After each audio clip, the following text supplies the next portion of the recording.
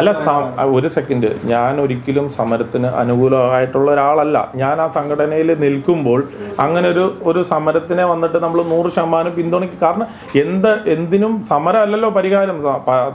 സമരത്തിന് മുന്നേ നമുക്ക് എന്ത് കാര്യങ്ങൾ ചർച്ചകളിലൂടെ പരിഹരിക്കാമല്ലോ. അല്ല, ആനന്ദിച്ചാറിൻ്റെ ഒരു വികാരം ഞാൻ പറഞ്ഞ മനസ്സിലായോ?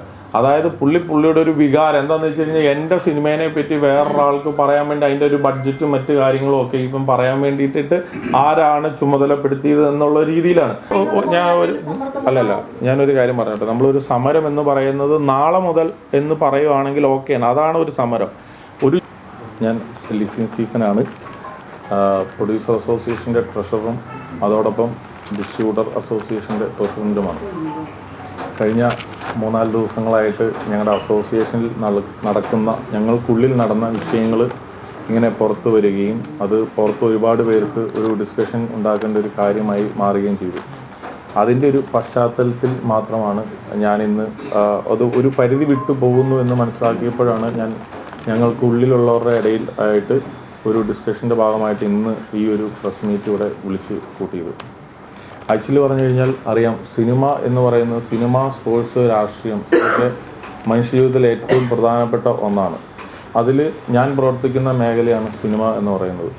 സിനിമ ഒരു വിനോദമാണ്, എൻ്റർടൈൻമെൻറ്റാണ്. അപ്പം ഒരുപാട് പേര് ജോലി ചെയ്യുന്നുണ്ട്. അപ്പോൾ ആ ജോലി ചെയ്യുന്ന ആൾക്കാർ അവരുടെ ഒരു എൻ്റർടൈൻമെൻ്റ് എന്ന് പറയുന്നത് സിനിമ ഏറ്റെടുക്കുമ്പോൾ സിനിമയ്ക്കുള്ളിൽ ഒരുപാട് പ്രശ്നങ്ങൾ ഇപ്പോൾ കടന്നു പോകുന്നുണ്ട്. കാരണം 2024 എന്ന് പറയുന്നത് മലയാള സിനിമയുടെ ഏറ്റവും നല്ല വർഷമായിരുന്നു. അതായത് ഒരു ജനുവരി വെച്ച് നോക്കിക്കഴിഞ്ഞ് കഴിഞ്ഞാൽ ജനുവരിയിൽ നിന്ന് തുടങ്ങി ഇപ്പോൾ ഡിസംബർ വരേക്കും ഏറ്റവും നല്ല ഹിറ്റുകൾ ഉണ്ടായ ഒരു വർഷമാണ് 2024.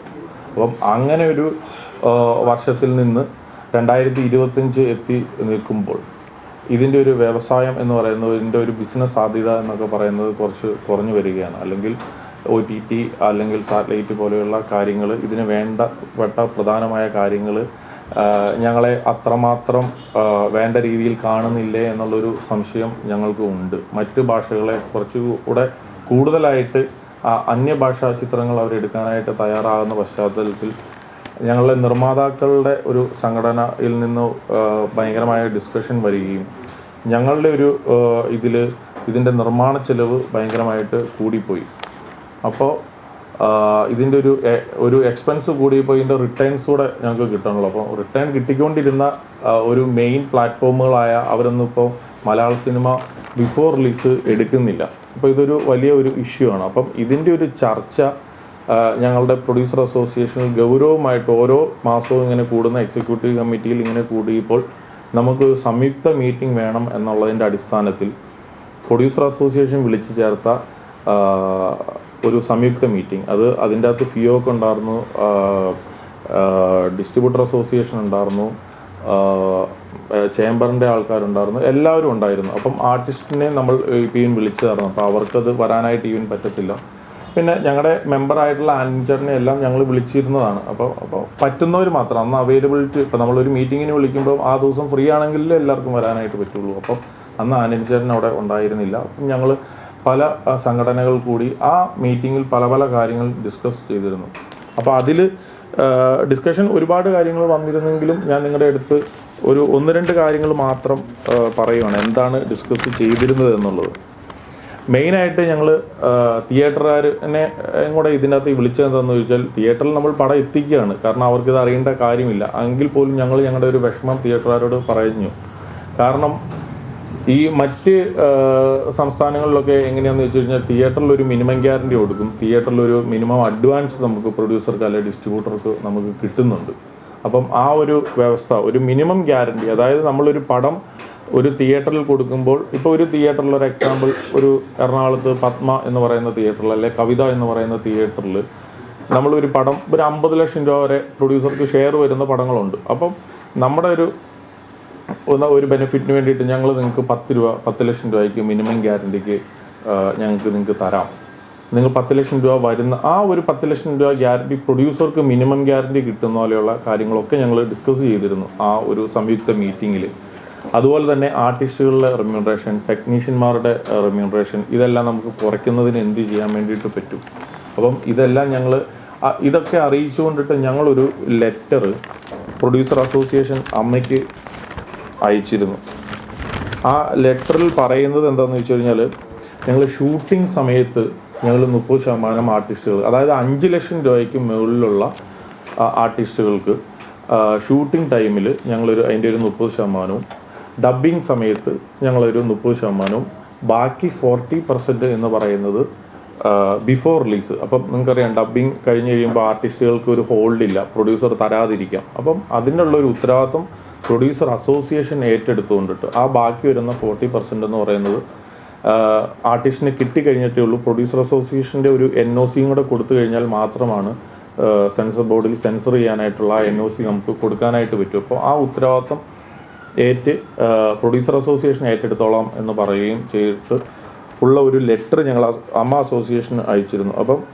അപ്പോൾ ഞങ്ങൾക്ക് അതിന് മറുപടി കിട്ടിയത് എന്താണെന്ന് വെച്ച് കഴിഞ്ഞാൽ, ഇപ്പോൾ ഞങ്ങൾക്ക് ഇതിൻ്റെ അകത്ത് ഭൂരിഭാഗം ആൾക്കാരും ഈ 5 ലക്ഷം രൂപയ്ക്ക് മുകളിൽ ശമ്പളം വാങ്ങുന്ന ആൾക്കാരായതുകൊണ്ടിട്ട് ഇത് ഞങ്ങൾക്കൊരു കമ്മിറ്റിക്ക് മാത്രമായിട്ട് ഇങ്ങനൊരു തീരുമാനം പറയാനായിട്ട് സാധിക്കത്തില്ല എന്നും, ഞങ്ങളുടെ ഒരു ജനറൽ ബോഡി കൂടി കഴിഞ്ഞിട്ട് ഞങ്ങൾക്ക് ഇതിനൊരു മറുപടി നിങ്ങൾക്ക് തരാമെന്നുള്ളൊരു ലെറ്ററാണ് ഞങ്ങൾക്ക് PN വന്നത്. അപ്പോൾ അതിൻ്റെ അടിസ്ഥാനത്തിൽ ഇപ്പം അവരുടെ ജനറൽ ബോഡി കൂടുന്നത് വരെ ഞങ്ങൾക്കിത് വെയിറ്റ് ചെയ്യാനായിട്ട് പറ്റത്തില്ല. അമ്മ എന്ന് പറയുന്ന സംഘടനയായിട്ട് പ്രൊഡ്യൂസർ അസോസിയേഷന് വളരെയധികം നല്ല ബന്ധത്തിലാണ് പൊയ്ക്കൊണ്ടിട്ടിരിക്കുന്നത്. കാരണം എടുത്തു പറയേണ്ടത്, ഈ അസോസിയേഷൻ പ്രൊഡ്യൂസർ അസോസിയേഷൻ അമ്മയായിട്ട് ചേർന്നിട്ടുള്ള ഒരു അമ്മ ഷോ ഞങ്ങൾ മനോരമ ചാനലിൽ നടത്തിയിരുന്നു. അങ്ങനെയാണ് പ്രൊഡ്യൂസർ അസോസിയേഷൻ്റെ ഒരു കടബാധ്യത പോലും തീർന്നത്. അപ്പം അത്രയും നല്ലൊരു റാപ്പോ ഞങ്ങൾക്കുള്ളിലുണ്ട്. അപ്പം അതിൻ്റെ അകത്ത് വേറെ എന്തെങ്കിലും ഒരു ഡിഫറെൻറ്റ് കൈൻഡ് ഓഫ് ഡിസ്കഷനോ അല്ലെങ്കിൽ ഞങ്ങൾക്കൊരു എതിരഭിപ്രായമോ ഇപ്പോൾ ഇവനില്ല. കാരണം എന്താണെന്ന് വെച്ചാൽ അത് വേറെ, ഇത് വേറെ. കാരണം അത് പ്രൊഡ്യൂസർ ഉണ്ടെങ്കിലേ അമ്മ അസോസിയേഷനുള്ളൂ. അപ്പം ആർട്ടിസ്റ്റുകൾ ഉണ്ടെങ്കിലേ ഉള്ളൂ പ്രൊഡ്യൂസർക്ക് പ്രൊഡ്യൂസ് ചെയ്യാനായിട്ട് പറ്റുള്ളൂ. ഈ വക നിസ്സാര കാര്യങ്ങൾ നമ്മൾ നിങ്ങൾക്ക് പറഞ്ഞു തരേണ്ട ഒരു കാര്യമില്ല. ഇപ്പോൾ നടന്നൊരു സാഹചര്യത്തിൽ അതിൻ്റെ അകത്ത് തന്നെ വന്ന അടുത്തൊരു ഡിസ്കഷനാണ് ഈ ടാക്സിൻ്റെ പ്രോബ്ലം, ഡബിൾ ടാക്സ്. ഇപ്പം നമുക്കറിയാം, നമ്മളിപ്പോൾ ഏത് സാധനം വാങ്ങുമ്പോഴും ഒരു സംഭവം ഒരു കടയിൽ നിന്ന് സാധനം വാങ്ങുവാണെങ്കിൽ അതിനൊരു ടാക്സ് ഉണ്ട്. അപ്പോൾ ആ ടാക്സ് കൂടെ GST കൂടെ അടച്ചിട്ടാണ് നമുക്ക് കിട്ടുന്നത്. നമ്മളെ സംബന്ധിച്ച്, സിനിമേനെ സംബന്ധിച്ചെന്ന് പറയുമ്പോൾ ഡബിൾ ടാക്സേഷൻ വരുവാണ്. ഗവൺമെൻറ്റിൻ്റെ ഇടയിലുള്ള സർക്കാരിൻ്റെ ഇടയിലുള്ള അധിക നികുതി ചാർജും കൂടെ ഇതിനകത്ത് വരുന്നതുകൊണ്ടിട്ട് അത് പ്രേക്ഷകരിലേക്കാണ് അത് എത്തുന്നത്. അപ്പോൾ പ്രേക്ഷകർ എന്താകുന്നത് അവിടെ ചൂസി ആവുകയാണ്. അപ്പം ഒരു ഹിറ്റാവുന്ന പടത്തെ മാത്രം കണ്ടുകൊണ്ടിട്ട് തിയേറ്ററിൽ വരാം എന്ന് പറയുമ്പോൾ ഇവിടുത്തെ സിനിമേനെ മുന്നിൽ കണ്ടുകൊണ്ടിട്ട് നിൽക്കുന്ന തിയേറ്ററുകളെല്ലാം പൂട്ടി പോകേണ്ട ഒരു അവസ്ഥയിലേക്ക് വരുവാണ്. ഞാൻ ഒരു നിർമ്മാതാവായി കഴിഞ്ഞതിന് ശേഷമാണ് ഞാനൊരു ഡിസ്ട്രിബ്യൂട്ടർ ആയതിനു ശേഷമാണ് ഞാനൊരു തിയേറ്റർ നടത്തുന്ന ഒരാളായി മാറിയത്. അപ്പം ഞാൻ എനിക്ക് കേരളത്തിൽ 38-40 തിയേറ്ററുകൾ ഞാൻ നടത്തുന്നുണ്ട്. ഇതെല്ലാം എൻ്റെ ഓണർഷിപ്പിലല്ല, ഞാൻ ലീസിനെടുത്ത് നടത്തുന്നതാണ്. ഞാൻ ഈ നടത്തുന്ന തിയേറ്ററുകളെല്ലാം ഇതിൻ്റെ ഓണറുടെ കയ്യിൽ നിന്ന് ഞാൻ ലീസിന് വാങ്ങിയിരിക്കുന്ന തിയേറ്ററുകളാണ്. അപ്പം അവരത് നമ്മുടെ കയ്യിൽ ഏൽപ്പിച്ചേക്കുന്നത് അവർക്കത് നടത്താനായിട്ട് പറ്റുന്നില്ല, ലാഭകരമല്ലാത്തത് കൊണ്ടിട്ടാണ് എന്നെ ഏൽപ്പിച്ചേക്കുന്നത്. എന്നെ ഏൽപ്പിക്കുമ്പോൾ ഞാനതൊരു 100% സിനിമയോടുള്ള ഒരു പാഷൻ്റെയും കൂടെ പുറത്താണ് ഞാൻ സിനിമ തിയേറ്ററുകളിലൂടെ റൺ ചെയ്യുന്നത്. അപ്പം എനിക്ക് സിനിമ തിയേറ്ററുകാരുടെ അവസ്ഥ വളരെയധികം നേരിട്ട് അറിയാവുന്ന ഒരു കാര്യമാണ്. നിങ്ങൾക്കറിയാം, കേരളത്തിൽ 17-18 സ്ക്രീനുകളോളം കേരള സർക്കാരിൻ്റെയാണ്, കൈരളി ഫ്രീ തിയേറ്ററുകൾ സർക്കാരിൻ്റെ തിയേറ്ററുകളാണ്. അപ്പോൾ നിങ്ങൾക്കറിയാം, ഞാൻ ഇപ്പോൾ ഒരു തിയേറ്റർ നടത്തുമ്പോൾ ഇപ്പോൾ ഒരു എക്സാമ്പിൾ മാത്രമാണ് ഞാൻ പറയുന്നത്. ഞാൻ തിയേറ്റർ നടത്തുന്ന ഒരു സ്ഥലത്ത് സർക്കാരിൻ്റെ ഒരു തിയേറ്ററും നടത്തുമ്പോൾ, അവിടെ 2 തിയേറ്റർ നടത്തുമ്പോൾ സർക്കാരിൻ്റെ പ്രതിനിധിയാണ് വിളിക്കുന്നത് പടം കിട്ടാൻ വേണ്ടിയിട്ട്. അപ്പോൾ നോർമലായിട്ട് ബിസിനസ് ചെയ്യുന്ന എനിക്കോ അല്ല എന്നെ പോലെയുള്ള ആൾക്കോ പടം തരുമോ അതോ സർക്കാർ തിയേറ്ററിൽ ആദ്യം പ്രിഫറൻസ് കൊടുക്കുമോ? അപ്പം സർക്കാർ അങ്ങനെയുള്ള കാര്യങ്ങൾ പോലും നമുക്കൊരു ഭീഷണിയാണ്. കാരണം സർക്കാരും നമ്മൾ ചെയ്യുന്ന ബിസിനസ്സും സർക്കാരും ചെയ്യുന്നുണ്ട്. അപ്പോൾ സർക്കാരിനല്ലേ മുൻഗണന കൊടുക്കുന്നത്. അപ്പോൾ അങ്ങനെയുള്ള സാഹചര്യങ്ങളെല്ലാം നമ്മൾ ഫേസ് ചെയ്തുകൊണ്ടിട്ട് പൊയ്ക്കൊണ്ടിരിക്കുന്ന ഒരു സാഹചര്യത്തിൽ സിനിമയുടെ ഒരു നിർമ്മാണം, ഒരു അസോസിയേഷനിൽ ഞങ്ങളൊരു മാസത്തിൽ ഒരു മീറ്റിംഗ് വെച്ച് കൂടുന്നുണ്ട്. അപ്പോൾ ആ മീറ്റിങ്ങിൽ പുതിയതായിട്ട് വരുന്ന സിനിമകൾ എന്ന് പറയുന്നത് 10-30 സിനിമകളാണ് പുതിയ സിനിമകൾ പ്രപ്പോസലായിട്ട് വരുന്നത്. അപ്പോൾ അത് പുതിയ ആർട്ടിസ്റ്റുകളുണ്ട്, മെയിനായിട്ടുള്ള ആർട്ടിസ്റ്റുകളുണ്ട്. ആ സ്ഥിതിയിൽ ഇപ്പോൾ 5 സിനിമകൾ 4 സിനിമകൾ മാത്രമാണ് ഓരോ മാസവും ഇപ്പോൾ പുതിയതായിട്ട് വരുന്നത്. അതിൽ പോലും നമുക്കറിയാം, നമ്മളൊരു പേപ്പർ എടുത്ത് നോക്കുമ്പോൾ, ഒരു ആപ്ലിക്കേഷൻ എടുത്ത് നോക്കുമ്പോൾ അതിൻ്റെ അകത്ത് അട്രാക്ഷനുള്ള സിനിമകൾ എന്ന് പറയുന്നത് വിരലിൽ എണ്ണാൻ പോലും ഉള്ളതില്ല, അല്ലെങ്കിൽ നമുക്ക് പറയാൻ പോലും പറ്റുന്ന സിനിമകളില്ല. അപ്പോൾ അത്രയും ഒരു തരത്തിലേക്ക് സിനിമയുടെ ഒരു ബിസിനസ് ആയിക്കോട്ടെ, പുതിയ സിനിമകൾ ആരംഭിക്കുന്ന ആയിക്കോട്ടെ, എല്ലാം താന്നു പോകുന്ന സ്ഥിതിക്ക് നമ്മൾ അനവധി കാര്യങ്ങൾ ഫേസ് ചെയ്തുകൊണ്ടിട്ടിരിക്കുകയാണ്. ഈ കാര്യങ്ങളെല്ലാം മുൻനിർത്തിക്കൊണ്ടിട്ടാണ് ഞങ്ങൾ ഈ സംയുക്ത മീറ്റിംഗ് നടത്തിയത്. ഈ മീറ്റിംഗ് കഴിഞ്ഞപ്പോൾ ഞാൻ ഉണ്ടായിരുന്നു, ഫിയോക്ക് ഉണ്ടായിരുന്നു, ഫെഫ്കെ ഉണ്ടായിരുന്നു, ബാക്കി മറ്റ് ഡിസ്ട്രിബ്യൂട്ടർ അസോസിയേഷൻ്റെ ആൾക്കാരുണ്ടായിരുന്നു. എല്ലാം കൂടെ ഉള്ള ഒരു മീറ്റിംഗ് ആയിരുന്നു. അത് കഴിഞ്ഞപ്പോൾ ഒരു പ്രസ് മീറ്റുള്ള വിവരം ആക്ച്വലി എനിക്കറിയത്തില്ലായിരുന്നു. ഞാനൊക്കെ അതിൽ നിന്ന് പോയി, എനിക്ക് വേറെ കാര്യങ്ങളുള്ളതുകൊണ്ടിട്ടും വേറെ പടങ്ങൾ ഷൂട്ട് നടക്കുന്നതുകൊണ്ടിട്ടും അതിൽ പങ്കെടുത്തിട്ട് പോയി. അത് കഴിഞ്ഞപ്പോൾ പ്രസ് മീറ്റിൽ പങ്കെടുക്കാൻ വേണ്ടിയിട്ടാണ്. അപ്പോൾ നമ്മുടെ അസോസിയേഷൻ്റെ ഭാഗമായിട്ട് ആൻഡോ ജോസഫ്, ഞങ്ങളുടെ പ്രസിഡൻറ്റ്, വേറെ ഒരു പടത്തിൻ്റെ, ഒരു വലിയ പടത്തിൻ്റെ കാര്യമായിട്ട് അതിൻ്റെ തിരക്കിലായതുകൊണ്ടിട്ട് അതിൻ്റെ ചുമതലയുള്ളത് വൈസ് പ്രസിഡൻറ്റുമാരാണ്. വൈസ് പ്രസിഡൻ്റ് എന്ന് പറയുന്നത് സിനിമ നിർമ്മാതാവ് ജി സുരേഷ് കുമാറും സിയാദ് വോക്കറുമാണ് വൈസ് പ്രസിഡൻറ്റുമാർ. അപ്പം അവരെല്ലാവരും ആ പ്രസ് മീറ്റിൽ ഉണ്ടായിരുന്നു. അന്ന് അവർ പറഞ്ഞ ഒരു കാര്യത്തിൻ്റെ അടിസ്ഥാനത്തിലാണ് ചില എന്താ പറയുക അസ്വാരസ്യങ്ങൾ ഞങ്ങളുടെ ഇടയ്ക്ക് ഈവൻ ഉണ്ടായത്. അങ്ങനെ ഞങ്ങളുടെ ഏറ്റവും പ്രിയപ്പെട്ട ഞങ്ങളുടെ മെമ്പർ, ഇപ്പം എന്നേക്കാളും എൻ്റെ അസോസിയേഷനിൽ എന്നേക്കാളും വേണ്ടപ്പെട്ട പ്രിയപ്പെട്ട മെമ്പറാണ് ആൻ്റണി പെരുമ്പാവൂർ എന്ന് പറയുന്ന വ്യക്തിയും അല്ലെങ്കിൽ സുരേഷ് കുമാർ എന്ന് പറയുന്ന വ്യക്തിയും. അപ്പോൾ അവർ തമ്മിൽ ഒരു ടേബിളിന് മുന്നിൽ ഇരുന്ന് കഴിഞ്ഞാൽ ഡിസ്കഷൻ തീരേണ്ട ഒരു കാര്യം ഒരു പത്ര സമ്മേളനത്തിൽ പറഞ്ഞു പോയി. അതിൻ്റെ അടിസ്ഥാനത്തിൽ ഒരു ഫേസ്ബുക്കിൽ കൂടെ ഒരു ലെറ്റർ വരുന്നു. ഇതൊക്കെ എത്രത്തോളം ആവശ്യമുള്ളതായിരുന്നു എന്ന് ചോദിച്ചു കഴിഞ്ഞാൽ എനിക്ക് ഇപ്പം അറിയില്ല. അപ്പോൾ ഒരാളുടെ പടത്തിൻ്റെ ഒരു ബഡ്ജറ്റ് അല്ലെങ്കിൽ ബഡ്ജറ്റിനെ സംബന്ധിക്കുന്ന കാര്യം അസോസിയേഷനിൽപ്പെട്ട വൈസ് പ്രസിഡന്റ് പറഞ്ഞു എന്നുള്ളതാണ് മെയിനായിട്ട് ആന്റണി ചേട്ടനെ അങ്ങനെ ഒരു ഫേസ്ബുക്ക് പോസ്റ്റ് ഇടാനായിട്ടുള്ള ഒരു കാര്യം എന്നാണ് എനിക്ക് മനസ്സിലായത്. തീർച്ചയായിട്ടും ആ ഒരു പടം നിർമ്മിക്കുന്ന നിർമ്മാതാവിന് അവരുടേതായ ടെൻഷൻസ് ഉണ്ട്, അത് ബിസിനസ് ചെയ്ത് തീർക്കുന്നവരെ. കാരണം അവർ ഇപ്പം ഞാനാണെങ്കിൽ ഇപ്പോൾ 2-3 പടങ്ങൾ നിർമ്മിച്ചുകൊണ്ടിട്ടിരിപ്പുണ്ട്. അപ്പം നമ്മൾ തിയേറ്ററുകാരുടെ മുന്നിൽ ഈ സിനിമ എത്തുന്നതിന് മുമ്പ് ഇതൊക്കെ ബിസിനസ് ചെയ്യേണ്ടതായിട്ടുണ്ട്. അപ്പോൾ ബിസിനസ് ചെയ്യുന്നതിൻ്റെ ഇടയ്ക്ക് പല കാര്യങ്ങളും റിവീൽ ചെയ്യുമ്പോൾ അവർക്കുണ്ടാകുന്ന ഒരു ബുദ്ധിമുട്ട് രേഖപ്പെടുത്തി എന്നുള്ളത് മാത്രമേ ഉള്ളൂ. അപ്പോൾ അത് പിന്നെ അൺവാണ്ടഡ് ആയിട്ട് നിങ്ങൾക്കറിയാം, ഒരു ഇൻകം ടാക്സ് ഇപ്പോൾ റെയ്ഡ് വന്നു കഴിഞ്ഞാൽ പോലും പല സ്ഥലത്ത് റെയ്ഡ് പോകുന്നുണ്ടെങ്കിൽ സിനിമയ്ക്ക് ഒരു പ്രത്യേകത കൊടുത്തിട്ട് സിനിമാ ന്യൂസുകൾ എപ്പോഴും ഷെയർ ചെയ്യാറുണ്ട്, അല്ല വാർത്തകൾ കൂടുതൽ വരാറുണ്ട്. എന്ന് പറഞ്ഞ പോലെ സിനിമയുടെ കാര്യം ആയതുകൊണ്ടിട്ട് ഇങ്ങനെ ഓരോരുത്തർ ഷെയർ ചെയ്യാനായിട്ട് തുടങ്ങി. അപ്പം ഞങ്ങളുടെ സംഘടനകളിലും അത് പലതരം ടോക്കുകൾക്ക് വഴി തെളിച്ചു. അപ്പം അതിൻ്റെ അടിസ്ഥാനത്തിലാണ് ഞാൻ ഈ മീറ്റിംഗ്, ഒരിക്കൽ കൂടി പറയുന്നത്, ഞാൻ ഈ മീറ്റിംഗ് വിളിച്ചത് അതുകൊണ്ടിട്ടാണ്. ഞങ്ങൾക്കിടയിൽ ഒരു പ്രശ്നവുമില്ല എന്നുള്ളതാണ് സത്യസന്ധമായ ഒരു കാര്യം. ഞാൻ ഇപ്പോഴും ആന്റണി ചേട്ടനോട് സംസാരിച്ചതാണ്. ഈ നാളെ ഒരു സിനിമ സമരം വന്നു കഴിഞ്ഞാൽ അതിൻ്റെ ഏറ്റവും മുന്നിൽ നിൽക്കുന്ന ഒരാൾ അല്ലെങ്കിൽ അസോസിയേഷന് വേണ്ടിയിട്ടിട്ട് അതിൻ്റെ അകത്തെ ഒരു നല്ല മെമ്പർ എന്നുള്ള രീതിയിൽ ആ അസോസിയേഷൻ എടുക്കുന്ന ഏത് തീരുമാനത്തിനൊപ്പം നിൽക്കുന്ന ഒരു മെമ്പറാണ് ആന്റണി പെരുമ്പാവൂർ എന്നുള്ളൊരു കാര്യം ഒരിക്കൽ കൂടി ഓർമ്മപ്പെടുത്തി അദ്ദേഹം എന്നെ വിളിച്ചപ്പോൾ. അപ്പം അങ്ങനത്തെ ഒരു പ്രശ്നമില്ല. സുരേഷ് ഏട്ടനും ഒരു പർപ്പസ്ഫുള്ളി ഒരു പറഞ്ഞ ഒരാളെ ഒരു ഇന്നൊരു ആർട്ടിസ്റ്റിനെ നോവിക്കാൻ വേണ്ടിയിട്ടോ അല്ലെങ്കിൽ ഇന്നൊരു ആർട്ടിസ്റ്റിനെ ബേസ് ചെയ്തോ ഒന്നും പറഞ്ഞതല്ല.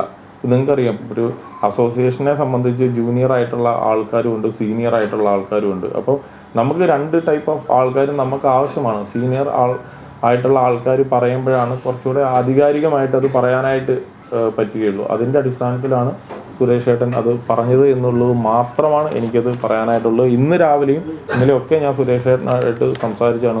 സുരേഷ് ഏട്ടൻ ഒരു ഇൻഡസ്ട്രീനെ മോശമാക്കാനായിട്ടോ അല്ലെങ്കിൽ ഒരു വ്യക്തിപരമായിട്ട് ആരെയെങ്കിലും വേദനിപ്പിക്കാനായിട്ടോ ഒന്നും പറഞ്ഞൊരു കാര്യമല്ല എന്നുള്ളത് ഒരിക്കൽ കൂടി ഒരു അസോസിയേഷൻ്റെ ഒരു പ്രതിനിധി എന്നുള്ള ഒരു നിലയിൽ ഞാൻ നിങ്ങളെ അത് ഓർമ്മപ്പെടുത്തുകയാണ്. ഇതൊക്കെയാണ് ഇതിൻ്റെ ഇടയിൽ നടന്നിട്ടുള്ള കാര്യങ്ങൾ.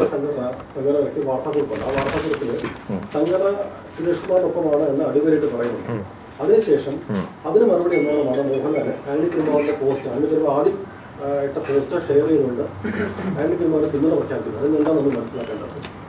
അല്ല, തീർച്ചയായിട്ടും ഇപ്പം ഞാനും സുരേഷ് ഏട്ടനൊപ്പം തന്നെയാണ്.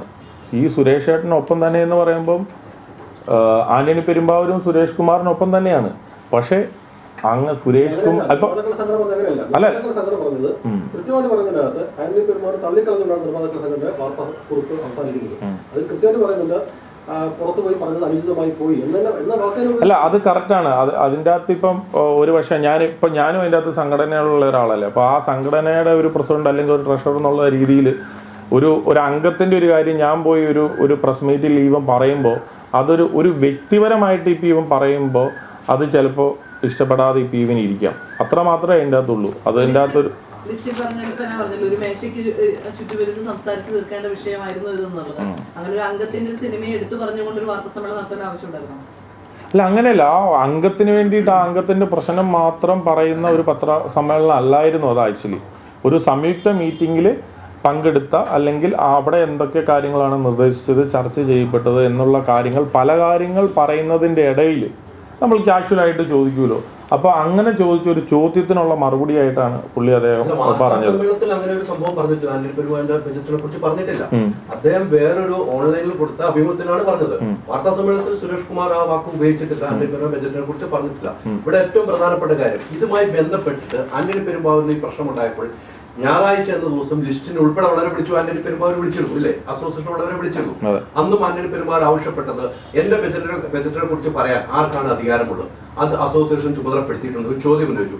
അന്ന് അസോസിയേഷനിലുള്ള മറുപടി ആന്റണി പെരുമ്പാവൂർ നൽകിയത് അതൊരു തിരുത്ത് നൽകാം എന്ന് ആന്റണി പെരുമ്പാവൂർ നൽകി എന്നുള്ള കാര്യത്തിൽ യാതൊരു ലിസ്റ്റിനില്ല എന്നെനിക്കറിയാം. പിന്നെ ഈ വാർത്താക്കുറിപ്പ് ഇറക്കുമ്പോഴും അതുമായി ബന്ധപ്പെട്ട ഒരു പോയിന്റ് പോലും എഴുതി ചേർക്കാതെ ഇരിക്കാനുള്ള ഒരു കാരണം എന്താണ്? ആന്റണി പെരുമ്പാവൂർ പറഞ്ഞ അക്കമിട്ട് ചോദിച്ചൊരു കാര്യമാണ് എന്റെ ബജറ്റിനെ കുറിച്ച് പറയാൻ സുരേഷ് കുമാറിന് എന്താണ് അധികാരം, അത് സുരേഷ് കുമാറിന് അസോസിയേഷൻ ചുമതലപ്പെടുത്തിയാണോ? അതല്ല എന്നും അതേ എന്നും ആ വാർത്താക്കുറിപ്പിൽ ഇറക്കിയിട്ടില്ല. അതാണ് വീണ്ടും ഇന്നലെ മോഹൻലാൽ ഉൾപ്പെടെ എടുത്ത് ഷെയർ ചെയ്യാനുള്ള കാരണം ഉണ്ടായത്. വളരെ കറക്റ്റാണ്. കാര്യം എന്താണെന്ന് വെച്ച് കഴിഞ്ഞാൽ ഒരു വ്യക്തിയുടെ ഒരു സിനിമയുടെ ഒരു കാര്യം ഒരു അസോസിയേഷൻ അങ്ങനെ വേണേൽ പറയേണ്ട കാര്യമായിട്ടില്ല. പക്ഷെ അതുകൊണ്ടിട്ടാണ് ഞാൻ പറഞ്ഞത്, നമ്മൾ മാസത്തിൽ കൂടുന്ന എക്സിക്യൂട്ടീവ് കമ്മിറ്റിയിൽ നിങ്ങളിത് അറിയണം, ഞങ്ങളുടെ പ്രശ്നങ്ങൾ അറിയണം, ആർട്ടിസ്റ്റ് ഇത്രയൊക്കെയാണ് വാങ്ങുന്നത്, ഞങ്ങൾ ഇന്ന പ്രശ്നങ്ങളുണ്ട്, ഇത് മറ്റുള്ളവരോട് അറിയണം. അല്ലാണ്ട് പൊതുജനം അറിഞ്ഞിട്ട് പൊതുജനം ഇതിനു വേണ്ടിയിട്ട് എന്ത് ചെയ്യാൻ വേണ്ടിയിട്ടെന്നുള്ള രീതിയിലല്ല നമ്മളിത് പുറത്തേക്ക് നമ്മൾ ഇതിനു വേണ്ടിയിട്ട് ട്രൈ ചെയ്തല്ലോ. അപ്പം ഈ പല നിർമ്മാതാക്കളും പുതിയതായിട്ട് വരുമ്പോഴത്തേനും ഈ റെമ്യൂണറേഷൻ കൂടുതൽ കൊടുക്കുമ്പോൾ എക്സിസ്റ്റിംഗ് ആയിട്ടുള്ള പ്രസൻ്റ്ലി നിർമ്മിക്കുന്ന നിർമ്മാതാക്കളും അത് അഫക്റ്റ് ആവുകയാണ്. അപ്പോൾ പല നിർമ്മാതാക്കൾ പറഞ്ഞതിൻ്റെ അടിസ്ഥാനത്തിലാണ് സുരേഷ് ഏട്ടൻ ഇത് പബ്ലിഷ് ചെയ്തത്. അല്ലാണ്ട് സുരേഷ് ഏട്ടൻ്റെ ഒരു പേഴ്സണൽ ഇൻറ്റൻഷൻ അല്ല ഓക്കെ ഇതെല്ലാം കൂടെ പബ്ലിഷ് ചെയ്തേക്കാം. ജനുവരിയിൽ ഒരു പടം അല്ലല്ലോ പബ്ലിഷ് ചെയ്തത്, ജനുവരിയിൽ റിലീസ് ചെയ്ത സിനിമകളാണ് പബ്ലിഷ് ചെയ്തത്. അതിൻ്റെ അകത്ത് ഒരു സിനിമകളും വിട്ടിട്ടില്ല. അതിൻ്റെ അകത്ത് 1 ലക്ഷം രൂപ പോലും കളക്ട് ആവാത്ത സിനിമകളെല്ലാം ഉൾപ്പെടെ പറഞ്ഞിട്ടുണ്ട്. അതല്ല ചോദ്യം. ഞാൻ ചോദിച്ചത് ആന്റണി പെരുമ്പാവൂരിന്റെ എമ്പുരാനുമായി ബന്ധപ്പെട്ട് 141 കോടി രൂപ മുതൽ മുടക്കുണ്ട്. അത് ആന്റണി പെരുമ്പാവൂര് സുരേഷ് കുമാറിന് പറഞ്ഞു. സുരേഷ് കുമാർ ഒരു ഓൺലൈനിൽ നടത്തിയ ഇന്റർവ്യൂവിൽ പറയുന്നത് അത് വലിയ ചർച്ചയായി. അത് പറഞ്ഞപ്പോൾ ആന്റണി പെരുമ്പാവൂരിന്റെ കത്തിൽ കറക്റ്റ് ഫേസ്ബുക്ക് പോസ്റ്റിൽ പറയുന്നുണ്ട് അതിന് സുരേഷ് കുമാറിനെ ചുമതലപ്പെടുത്തിയിട്ടുണ്ടോ എന്ന് ചോദിച്ചു. ചുമതലപ്പെടുത്തിയിട്ടുണ്ടോ അസോസിയേഷൻ? ഇല്ലെങ്കിൽ അതിനൊരു മറുപടി എനിക്ക് വേണമെന്ന് പറഞ്ഞപ്പോൾ ആ കത്തിൽ ആ ഒരു പോയിന്റ് നിങ്ങൾ ഉൾപ്പെടുത്തായിരുന്നാണ് വീണ്ടും മോഹൻലാൽ ഉൾപ്പെടെയുള്ളവരെ ഫേസ്ബുക്ക് പോസ്റ്റ് അല്ല സമ്മതിച്ചു. അത് പറഞ്ഞതിൽ അതായത് എന്താണെന്ന് വെച്ചാൽ ഒരു ബിസിനസ് നടത്തേണ്ട ഒരാൾ എന്നുള്ള രീതിയിലും സുരേഷ് കുമാർ ഒരു നിർമ്മാതാവ് എന്നുള്ള രീതിയിലും പുള്ളിക്ക് അതൊരു പറഞ്ഞു കഴിഞ്ഞപ്പോൾ അത് വേണ്ടായിരുന്നു എന്ന് തോന്നിയിട്ടുണ്ട്. തീർച്ചയായിട്ടും തോന്നിയിട്ടുണ്ട്. കാരണം അതൊരു ബിസിനസ് നടത്താത്തൊരു സിനിമയാണ്. ഞാൻ എന്തിനാണ്, കാരണം എന്താണെന്ന് വെച്ചാൽ ബിസിനസ് നടത്തിയ ഇറങ്ങിക്കഴിഞ്ഞ സിനിമകളെ പറ്റി ആയിരുന്നു പറഞ്ഞത്. ഇറങ്ങാൻ പോകുന്ന സിനിമയെ പറ്റി എന്തോ അല്ല ഇതെന്താണെന്ന് വെച്ച് കഴിഞ്ഞാൽ നമ്മൾ പേഴ്സണൽ ടോക്കുകൾ എല്ലാവരും ഒക്കെ ആയിട്ട് നടത്താറുണ്ടല്ലോ. ഞാൻ പറഞ്ഞല്ലോ അത് ഒരു പക്ഷേ പുള്ളിക്ക് അത് പറയേണ്ട കാര്യമില്ലായിരുന്നു ആ ഇതിൽ. കാരണം അതൊരു ഇറങ്ങാത്ത സിനിമയാണ്, ബിസിനസ് നടത്താത്ത ഒരു സിനിമയാണ്. പിന്നെ ഇവരെല്ലാം നല്ല ഫ്രണ്ട്സ്.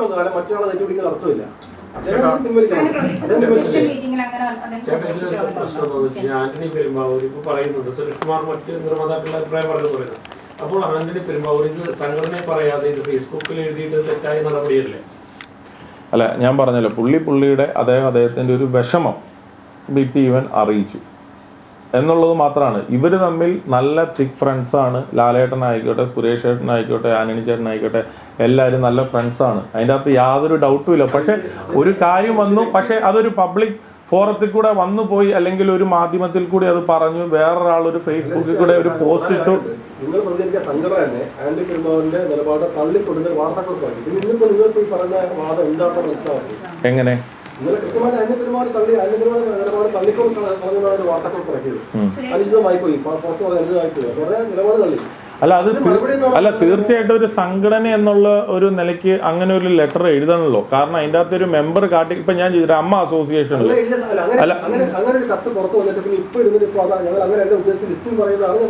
അല്ല, ഞാൻ ഇവരോട് രണ്ടുപേരോട് സംസാരിച്ച വ്യക്തി എന്ന നിലയ്ക്കാണ്, ഞാൻ അസോസിയേഷന്റെ ഒരു ഭാരവാഹി എന്നുള്ള നിലയ്ക്കാണ് ഞാൻ പറയുന്നത്. ആന്റണി പെരുമ്പാവൂർ പറഞ്ഞു തുടങ്ങുന്നത് ഒരു സമര പ്രഖ്യാപനത്തെ കുറിച്ച് പറഞ്ഞു തുടങ്ങുന്നത് മറ്റ് സംഘടനകളുടെ സമ്മർദ്ദം മൂലമാണെന്ന് പറയുന്നുണ്ട്. കൂടി പങ്കെടുത്ത യോഗത്തിന് ശേഷമല്ല അവരൊരു സമര പ്രഖ്യാപനം നടത്തുന്നത്. ഈ സമരം ഞാനൊരു കാര്യം പറഞ്ഞോട്ടെ. നമ്മളൊരു സമരം എന്ന് പറയുന്നത് നാളെ മുതൽ എന്ന് പറയുവാണെങ്കിൽ ഓക്കെയാണ്, അതാണ് ഒരു സമരം. ഒരു ജൂൺ മുതൽ ആരംഭിക്കാൻ പോകുന്ന ഒരു സമരം എന്ന് പറയുമ്പോൾ അതിൻ്റെ ഇടയ്ക്ക് എത്രയോ ചർച്ചകൾ നടക്കും. പറഞ്ഞു മനസ്സിലായി. നമ്മൾ ഇങ്ങനെ ഒരു ലെവലിലേക്ക് പോവുക എന്ന് പറയുമ്പോൾ അങ്ങനെ പെട്ടെന്ന് അങ്ങനെ ഒരു സമരം നടക്കുമല്ലോ. നമ്മൾ ചർച്ചകൾ അതിൻ്റെ ഇടയ്ക്ക് നടക്കൂലേ? എല്ലാ സംഘടനകളുമായിട്ട് മീറ്റ് ചെയ്യത്തില്ലേ? അമ്മയായിട്ടോ FK ആയിട്ടോ അല്ലെങ്കിൽ മറ്റുള്ള അനുബന്ധപ്പെട്ട സംഘടനകളുമായിട്ട് നമ്മൾ ചർച്ച തീർച്ചയായിട്ടും നടത്തും.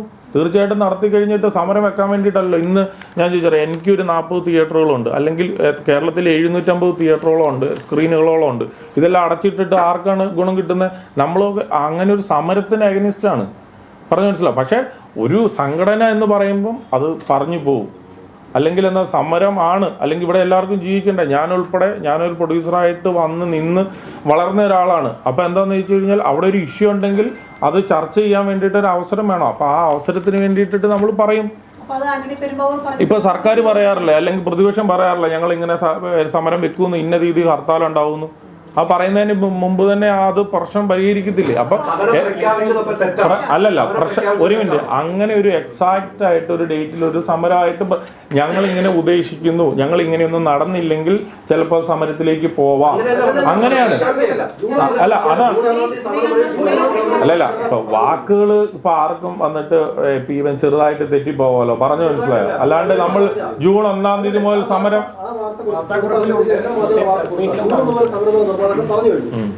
നിർമ്മാതാക്കളുടെ സംഘടന പറയുന്നു സമരം ഒരു തീയതി അടക്കം പ്രഖ്യാപിച്ചുകൊണ്ട് അവർ സമരം എന്ന് പറയുന്നു. ആന്റണി പെരുമ്പാവൂർ ആ പോസ്റ്റിൽ ഏറ്റവും ആദ്യം ചോദ്യം ചെയ്യുന്നത് അതാണ്, ഈ സമര പ്രഖ്യാപനം എന്തിനായിരുന്നു? അല്ല എന്തിനായിരുന്നു എന്ന് ചോദിച്ചു കഴിഞ്ഞാൽ ആനന്ദ് ചേട്ടൻ അവിടെ വന്നിട്ടില്ല. ഞാൻ പറയട്ടെ, ഒരാൾ വരാത്ത ഒരാൾ എന്താന്ന് വെച്ച് കഴിഞ്ഞാൽ ഒന്നെങ്കിൽ എല്ലാവരോടും അത് വിളിച്ച് ചോദിച്ച്, അങ്ങനെയാണല്ലോ.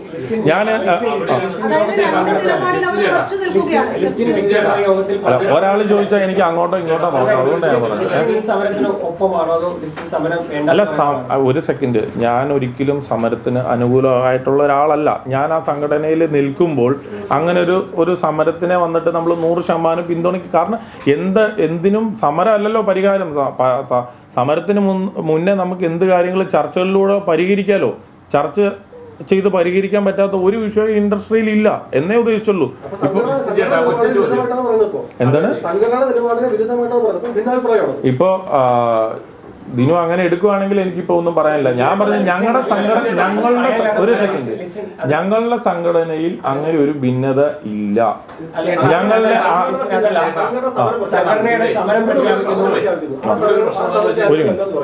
ഇവിടെ ഒരു പ്രശ്നം എന്താണെന്ന് വെച്ചാൽ ഇപ്പോഴും ചേട്ടൻ പറയുന്നത് ആന്റണി പെരുമ്പാവൂർ യോഗത്തിൽ പങ്കെടുത്തിട്ടില്ല എന്ന്. പിന്നീട് അദ്ദേഹം ഫേസ്ബുക്ക് കുറിപ്പിട്ടത് ഭയങ്കര തെറ്റായ നടപടിയല്ലേ? അല്ല, ആനന്ദ് ചേട്ടൻ്റെ ഒരു വികാരം ഞാൻ പറഞ്ഞ മനസ്സിലായോ? അതായത് പുള്ളിയുടെ ഒരു വികാരം എന്താണെന്ന് വെച്ച് കഴിഞ്ഞാൽ എൻ്റെ സിനിമേനെ പറ്റി വേറൊരാൾക്ക് പറയാൻ വേണ്ടി അതിൻ്റെ ഒരു ബഡ്ജറ്റും മറ്റു കാര്യങ്ങളും ഒക്കെ ഇപ്പം പറയാൻ വേണ്ടിയിട്ടിട്ട് ആരാണ് ചുമതലപ്പെടുത്തിയത് എന്നുള്ള രീതിയിലാണ്. സുരേഷ് ഏട്ടൻ ഒരു ഫ്രണ്ട്, ഇപ്പം നമുക്കിപ്പോൾ ചിലരുടെ അടുത്ത് ചില ഫ്രീഡം ഉണ്ടാവുമല്ലോ, പറഞ്ഞു മനസ്സിലായോ? അപ്പോൾ അതിൻ്റെ ഒരു വെളിച്ചത്തിൽ അല്ലെങ്കിൽ ഒരു കാഷ്വൽ ടോക്കിൽ ഇവരൊക്കെ നടത്തിയ ഒരു ടോക്കിൻ്റെ അടിസ്ഥാനത്തിലോ അല്ലെങ്കിൽ ആ ഒരു കാര്യങ്ങൾ വെച്ചിട്ടായിരിക്കാം സുരേഷ് ചേട്ടൻ അത് പറഞ്ഞത്. അത്രേ ഉള്ളൂ. ഒരു കാര്യം, ലിസ്റ്റിൻ ഇതിലെ ട്രഷററാണ്. ഇപ്പോൾ സമരം പ്രഖ്യാപിച്ച് വാർത്താ സമ്മേളനം നടത്തിയത് വൈസ് പ്രസിഡന്റാണ്. ലിസ്റ്റിൻ പറയുന്നു സമരത്തിന് ഒപ്പമില്ല. അല്ല അങ്ങനെയല്ല, സമരത്തിന് ഒപ്പമില്ല. അല്ലല്ല ഒരു മിനിറ്റ്, ഞാൻ പറയുന്നത് നിങ്ങൾ വീണ്ടും തെറ്റിദ്ധരിപ്പിച്ചിട്ട് എനിക്ക് പണി കിട്ടുന്ന പോലെ ആക്കരുത്. അതുകൊണ്ടിട്ടല്ല ഞാൻ പറഞ്ഞത്. അല്ലല്ല, ഞാൻ പറഞ്ഞത് ജൂൺ 1-ന് നമ്മൾ സമരം ഇവ സമരത്തിലേക്ക് പോകുമെന്ന് പറഞ്ഞു കഴിഞ്ഞാൽ ഇതൊന്നും നടന്നില്ല എങ്കിൽ ഞങ്ങൾ ആ ഘട്ടത്തിലേക്ക് അങ്ങനെ തീരുമാനിക്കേണ്ടതായിട്ട് വരും എന്നാണ് അവിടെ ഡിസ്കസ് ചെയ്തത്. അല്ലല്ല, അതാണ് ഞാൻ പറയുന്നത്. ഇപ്പോൾ ഓരോരുത്തർ ഓരോ കാര്യങ്ങൾ സംസാരിക്കുമ്പോൾ ഓരോ വിധത്തിൽ സംസാര ശൈലി, ഇപ്പോൾ ഞാൻ ചോദിച്ചല്ലേ, തിരുവനന്തപുരം ഭാഷയാണോ എറണാകുളത്തുള്ള എറണാകുളം ഭാഷയാണോ കോഴിക്കോടുള്ളത്? പിന്നെ സിനിമാ സമരം ജൂൺ 1 പ്രഖ്യാപിച്ചു. നിങ്ങളുടെ സംഘടന പറഞ്ഞു ഓക്കെ, അനുകൂലിക്കുന്നില്ല, എത്ര ചോദ്യം? ഞാൻ പറഞ്ഞല്ലോ, നമ്മൾ ഒരിക്കലും ഒരു സമരത്തെ അനുകൂലിക്കുന്ന ഒരാളല്ല ഒരിക്കലും. എന്ന് വെച്ച് അവിടെ ഇങ്ങനെ ഒരു ഇഷ്യൂ ഉണ്ടായി കഴിയുമ്പോൾ നമ്മൾ അതിനോടൊപ്പം അത് പരിഹരിക്കാൻ വേണ്ടിയിട്ട് നിൽക്കുന്ന ആളാണ്. അല്ലെങ്കിൽ ഇഷ്യൂവിനെ വന്നിട്ട് അതൊരു മൂർച്ഛിതാവസ്ഥയിൽ എത്തിക്കേണ്ട ഒരാളല്ല. ഒരു ഇന്നോ നാളെയോ അല്ലല്ലോ സമരം വെച്ചേക്കുന്നത്. ഇതൊന്നും വന്നില്ലെങ്കിൽ ജൂൺ മാസത്തിലാണ്, ഇനിയും കിടക്കുന്നു. ഇത് ഫെബ്രുവരി ഉണ്ട്, മാർച്ച് ഉണ്ട്, ഏപ്രിൽ ഉണ്ട്, മെയ് ഉണ്ട്. ഇതൊക്കെ കഴിഞ്ഞിട്ടാണ് ജൂൺ വരുന്നത്. പറഞ്ഞോ സമരത്തിന് ഞാൻ അനുകൂലിക്കുന്നില്ല എന്നുള്ളത് ഈ തീരുമാനം സംഘടന എടുക്കുന്നതിന് മുമ്പ് സംഘടന പറഞ്ഞു. ആ യോഗത്തിൽ പങ്കെടുത്ത ആളാണല്ലോ, അവിടെ പറഞ്ഞോ? ഞാൻ പറഞ്ഞല്ലോ, ആ ഒരു സമയത്ത് ഈ ഒരു പ്രസ് മീറ്റ് കൊടുക്കുന്ന ഒരു സമയത്ത് ഞാനില്ല. ഇപ്പൊ അങ്ങനെ ഒരു ഡിസ്കഷൻ പോയിന്റ് നമ്മൾ ഇതൊന്നും നടന്നില്ല എങ്കിൽ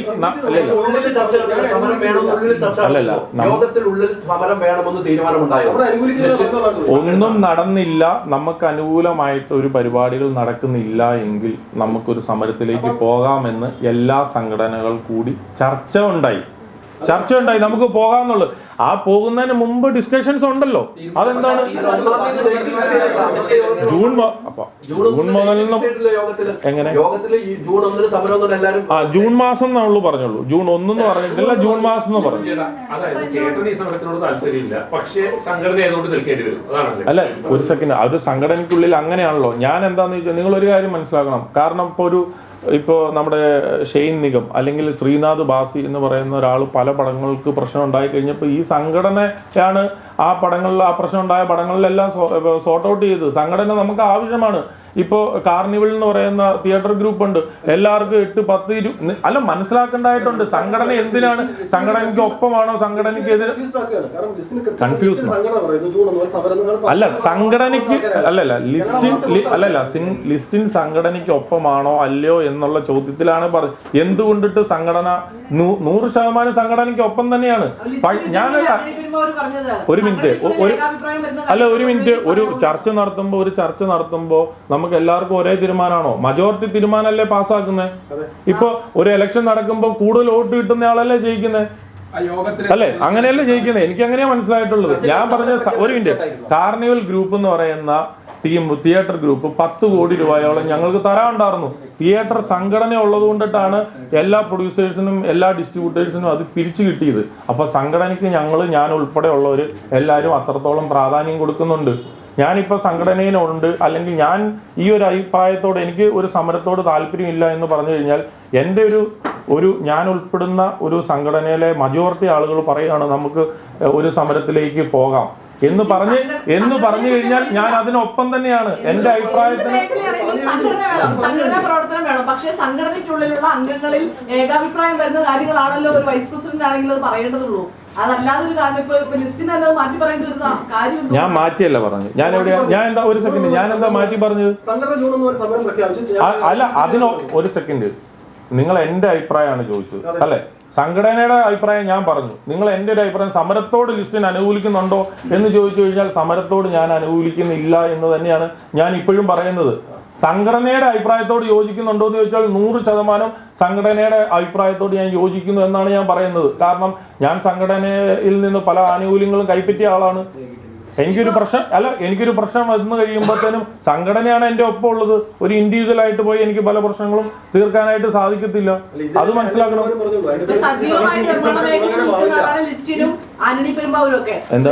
സജീവമായ നിർമ്മാണ മേഖലയിലും സിനിമ റിലീസാകാൻ നിൽക്കുന്ന ആൾക്കാരൊക്കെയാണ് ലിസ്റ്റിനും ആന്റണി പെരുമ്പാവൂരൊക്കെ. ഇവരൊന്നും സമരത്തിന് അനുകൂലിക്കുന്നത്. അപ്പൊ ഈ സിനിമ ചെയ്യാത്ത ആളുകളാണോ സമരത്തിന് അനുകൂലിക്കുന്നത്? അല്ല, ഒരു സെക്കൻഡ്. ഇപ്പൊ സിനിമ ഞാൻ അത് തന്നെയാണ് പറയുന്നത്. സിനിമ ഇപ്പോൾ സുരേഷ് കുമാർ എന്ന് പറയുന്ന നിർമ്മാതാവ് ഏറ്റവും കൂടുതൽ സിനിമ നിർമ്മിച്ചിട്ടുള്ള ആളാണ്. ലാസ്റ്റ് സുരേഷ് ഏട്ടൻ നിർമ്മിച്ച ഒരു സിനിമ എന്ന് പറയുന്നത് വാശി എന്ന് പറയുന്ന ഒരു സിനിമയാണ്. അദ്ദേഹം 2022 നിർമ്മിച്ചയാളാണ്. ടൊവിനോ എന്ന് പറയുന്ന ഇപ്പോഴത്തെ ഹീറോയാണ് അതിൻ്റെ അകത്തെ നായകൻ. കീർത്തി സുരേഷാണ് നായിക. സിയാദ് കോക്ർ മാരിവില്യം ഗോപുരങ്ങൾ എന്ന് പറയുന്നത് ഈ കഴിഞ്ഞ വർഷം നിർമ്മിച്ച സിനിമയാണ്. ദേവദൂതൻ റിലീസ് ചെയ്തു. കുറി എന്ന് പറയുന്ന ഒരു പടം നിർമ്മാണം ചെയ്തു. അപ്പോൾ അവരൊക്കെ എങ്ങനെയാണ് പഴയ പ്രൊഡ്യൂസേഴ്സ് എന്ന് പറഞ്ഞു കഴിഞ്ഞാൽ അവർ ഇപ്പോഴും പടം ചെയ്യുന്ന പ്രൊഡ്യൂസേഴ്സ് അല്ലേ? അവർ പടം ചെയ്യാത്ത പ്രൊഡ്യൂസേഴ്സ് ആണോ? അല്ലല്ലോ. നിലവിൽ പടം ചെയ്യുന്ന പ്രൊഡ്യൂസേഴ്സാണ് സിയാദ് വക്കറും സുരേഷ് കുമാറും എല്ലാം. ഞങ്ങളുടെ സജീവ മെമ്പറാണ്, ഞങ്ങളുടെ സീനിയർ മെമ്പറാണ്, നമ്മൾ ബഹുമാനിക്കുന്ന മെമ്പേഴ്സാണ് അവർ. നമ്മൾ അവർക്കൊപ്പം തന്നെയാണ്. ആന്റണി പെരുമ്പാവൂർ ഞാൻ എന്ന വ്യക്തിയേക്കാൾ കൂടുതൽ ഞാൻ എത്രയാണോ ഈ അസോസിയേഷന് വേണ്ടപ്പെട്ടത് അതിൽ കൂടുതൽ വേണ്ടപ്പെട്ട ആൾ തന്നെയാണ് ആന്റണി പെരുമ്പാവൂർ എന്ന് പറയുന്ന വ്യക്തി. ആ വ്യക്തിയായിട്ട് ഞാൻ ഇന്ന് രാവിലെയും കൂടെ സംസാരിച്ചാണ്. 100% അസോസിയേഷനൊപ്പം തന്നെയാണ്.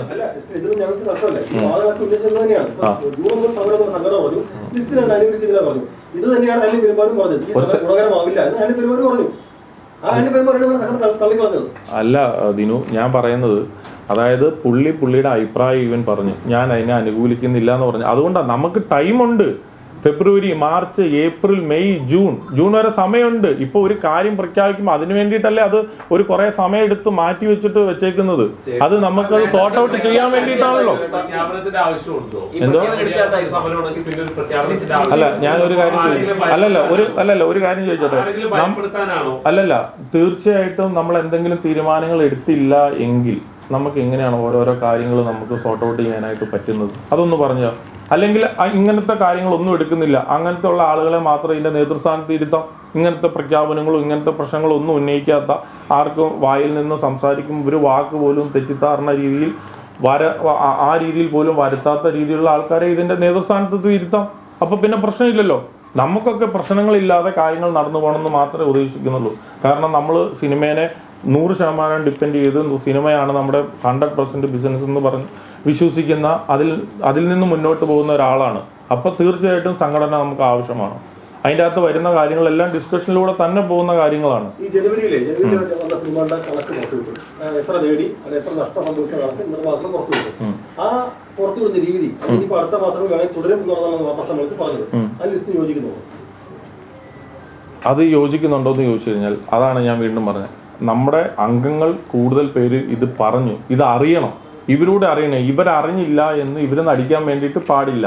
അതുകൊണ്ടിട്ട് ഞങ്ങൾക്കൊക്കെ തയ്യാറാണ്. ഞങ്ങളുടെ പടങ്ങളിലെ റിസൾട്ട് പുറത്ത് വിട്ടു ഞാൻ പറയുമ്പോൾ മജോറിറ്റി പറയുന്നു പുറത്ത് വിട്ടു എന്ന് പറയുമ്പോൾ മൈനോറിറ്റി പറയുവാണ് അതിനോട് ചിലപ്പോൾ, അതായത് വലിയ റിസ്ക് എടുക്കുന്നവർക്ക് ചിലപ്പോൾ താല്പര്യം ഉണ്ടാവത്തില്ല, ചില കാര്യങ്ങളോട് അഭിപ്രായ വ്യത്യാസം ഉണ്ടാവാം. പക്ഷേ മജോറിറ്റി പറയുവാണ് ഞങ്ങളൊക്കെ ഇത്രയും നഷ്ടപ്പെട്ടവരാണ്, ഞങ്ങൾക്കൊന്നും ബിസിനസ് നടക്കുന്നില്ലല്ലോ, ഞങ്ങൾക്ക് ഇത്രേ വന്നുള്ളൂ, എന്നിട്ട് എന്തിനാണ് ഇവരൊക്കെ ഇത്ര ചാർജ് ചെയ്യുന്നത് എന്ന് ചോദിക്കുമ്പോൾ അതിൻ്റെ നേതൃത്വ സ്ഥാനത്ത് ആരൊക്കെ ഇരിക്കുന്നതോ അവരത് പറയാനായിട്ട് ബാധ്യസ്ഥരായി പോവുകയാണ്. അതെന്താണ് മനസ്സിലാക്കാത്തത്? 100% ഉണ്ട്. 100% താരങ്ങളല്ല, അതിൻ്റെ അകത്ത് A ഗ്രേഡ് ആയിക്കോട്ടെ B ഗ്രേഡ് ആയിക്കോട്ടെ, താരങ്ങളുടെ ശമ്പളം ഈവൻ കുറയ്ക്കണം. അവർക്ക് സിനിമകൾ നിർമ്മിക്കാം, അവർക്ക് തന്നെ ഡിസ്ട്രിബ്യൂഷൻ ചെയ്യാം, അവർക്ക് തിയേറ്റർ തന്നെ അവർക്ക് വാങ്ങിച്ച് അവർക്ക് പ്രദർശനം നടത്താം. ഇതിലൊന്നും ആർക്കും ഒരു പ്രശ്നവുമില്ല. നമ്മളൊരു ഒരു ഒരു ഒരു പ്രസ്ഥാനമായിട്ട് ഇവൻ ഇരിക്കുമ്പോൾ, സിനിമാ നിർമ്മാതാവായിട്ട് ഇപ്പോൾ ഇവൻ ഇരിക്കുമ്പോൾ നമുക്ക് നമ്മുടെ ആവശ്യങ്ങൾ ഉന്നയിക്കാമല്ലോ. പക്ഷെ പല നടന്മാരും